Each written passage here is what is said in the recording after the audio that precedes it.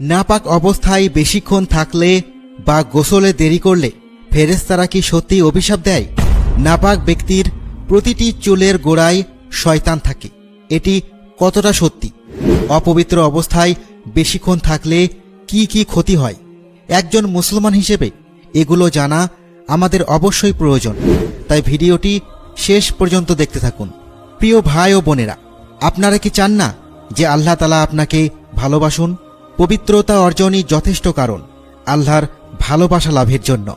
আল্লাহ তাআলা বলেছেন, নিশ্চয় আল্লাহ তওবাকারীদের এবং পবিত্রতা প্রিয়দের ভালোবাসেন। আমাদের মধ্যে এমন কে আছে যে পূর্ণ ঈমান অর্জন করতে চায় না? আপনি কি প্রিয় নবী সাল্লাল্লাহু আলাইহি ওয়াসাল্লামের এই কথা বিবেচনা করেছেন? পবিত্রতা ঈমানের অর্ধেক। পবিত্রতা কিছু ইবাদতের শর্ত, যেমন সালাত ও তাওয়াফ। মুসলিমরা অন্যদের থেকে পরিচ্ছন্নতা ও পবিত্রতায় আলাদা।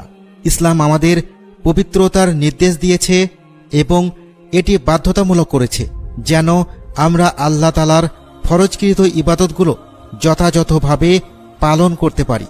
মুসলিমদের জন্য উচিত, যারা আল্লাহর ভালোবাসা অর্জন করতে চায় তারা যেন সব সময় পবিত্র থাকে। এখন প্রশ্ন হলো, নাপাক অবস্থায় ঘর থেকে বের হওয়ার বিধান কি? এটি কি বৈধ, নাকি বের হওয়ার আগে অবশ্যই গোসল করতে হবে? এবং ফেরেশতারা কি গোসল দেরি করায় অভিশাপ দেয়?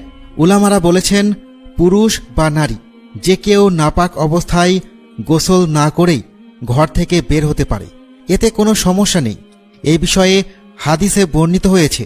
আবু হুরায়রা রাদিয়াল্লাহু তাআলা আনহু বলেছেন, নবী সাল্লাল্লাহু আলাইহি ওয়াসাল্লাম একদিন মদিনার এক রাস্তায় তাকে পেলেন। তখন তিনি নাপাক ছিলেন। তিনি লুকিয়ে গিয়ে গোসল করলেন। পরে নবী সাল্লাল্লাহু আলাইহি ওয়াসাল্লাম তাকে খুঁজে পেয়ে বললেন, তুমি কোথায় ছিলে হে আবু হুরায়রা?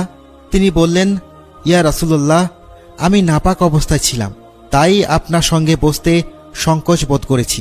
তখন নবী সাল্লাল্লাহু আলাইহি ওয়াসাল্লাম বললেন, সুবহানাল্লাহ, মুমিন অপবিত্র হয় না। তবে নাপাক অবস্থায় সালাতের সময় কাজা হওয়ার মতো দীর্ঘ সময় গোসল দেরি করা বৈধ নয়। আর নবী সাল্লাল্লাহু আলাইহি ওয়াসাল্লাম থেকে এই বিষয়ে কোনো প্রমাণ নেই যে ফেরেশতারা নাপাক ব্যক্তিকে প্রতিটি পদক্ষেপে অভিশাপ দেয় বা তারা তখন পর্যন্ত অভিশাপ দেয় যতক্ষণ না সে গোসল করে। এমনকি এই কথাটিও প্রমাণিত নয় যে নাপাক ব্যক্তির প্রতিটি চুলের নিচে শয়তান থাকে। তবে নবী করিম সাল্লাল্লাহু আলাইহি ওয়াসাল্লাম বলেছেন, ফেরেশতারা নাপাক ব্যক্তির কাছে আসে না যতক্ষণ না সে গোসল বা ওযু করে। শাফেঈ ও হাম্বলী ফকিরা বলেছেন, নাপাক ব্যক্তি যদি খেতে, ঘুমাতে বা পুনরায় মিলনের ইচ্ছা করে তবে তার জন্য ওযু করা মুস্তাহাব, আর যে কোনো কাজে হাত দেওয়ার আগে ওযু করা উত্তম। তাই যখন কেউ নাপাক অবস্থায় থাকে তখন যত দ্রুত সম্ভব পবিত্র হওয়া উচিত। তবে প্রয়োজনীয় কাজে নাপাক অবস্থায় ঘর থেকে বের হওয়া বৈধ এবং এতে কোনো সমস্যা নেই। গোসল তৎক্ষণাৎ করা ফরজ নয়, তবে ফাকিহদের মতে দেরি না করাই উত্তম। গোসল ছাড়া নাপাক অবস্থায় সালাত, তাওয়াফ, মসজিদে অবস্থান, কোরআন পাঠ এবং কোরআন স্পর্শ করা নিষিদ্ধ।